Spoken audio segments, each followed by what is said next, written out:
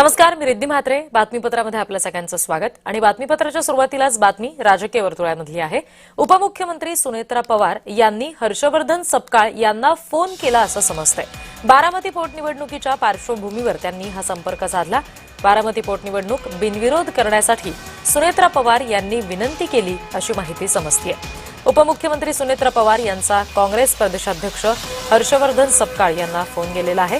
बारामती पोटनिवडणुकीच्या पार्श्वभूमीवर उपमुख्यमंत्री सुनेत्रा पवार यांनी काँग्रेस प्रदेशाध्यक्ष सपकाळ यांना फोन करून निवडणूक बिनविरोध व्हावी अशी विनंती केल्याची माहिती समजते.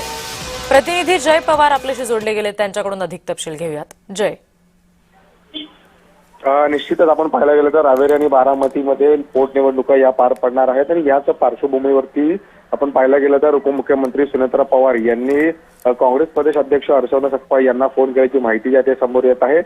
बारामतीच्या पोटनिवडणुका या बिनविरोध व्हाव्या यासाठी खरं तर या संपूर्ण प्रकरणी सुनेत्रा पवार यांनी फोन केल्याचं समजते. खरं तर सपकाळ यांच्यासह त्यांनी महादेव जानकर यांना सुद्धा संपर्क केला आहे. त्यांच्यासोबत सुद्धा फोन करून चर्चा झाल्याचं पाहायला मिळते. त्याचबरोबर सुनेत्रा पवार यांनी उद्धव ठाकरे यांना सुद्धा या संदर्भात जो आहे तो फोन केल्याची माहिती जी आहे ते प्रामुख्याने मिळत आहे. त्यामुळे आता एकंदरीत याच संपूर्ण निवडणुकी संदर्भात आता महाविकास आघाडी म्हणून नेमके ते काय भूमिका घेतील किंवा मग काँग्रेस या संपूर्ण गोष्टीवरती काय निर्णय घेईल, कारण की सुनेत्रा पवार यांच्या माध्यमातून या निवडणुका ज्या आहेत ते या बिनविरोध होण्यासाठी जे ते शर्थीचे प्रयत्न या ठिकाणी सुरू असल्याचे पाहायला मिळतात. त्यामुळे एकंदरीत या संपूर्ण आता काल केलेल्या फोनद्वारा चर्चेनंतर आता या संदर्भात काय नेमकी भूमिका घेतली जाते. शरद पवार सुद्धा यामध्ये काही त्यांची भूमिका बजावतील का, त्याचबरोबर महाविकास आघाडी म्हणून उद्धव ठाकरे, काँग्रेस त्याचबरोबर शरदचंद्र पवार यांच्या आघाडीने जे आहे ते एकंदरीत काय विचार केला जातो का या संदर्भात हे सुद्धा पाहणं तितकंच महत्वाचं असेल.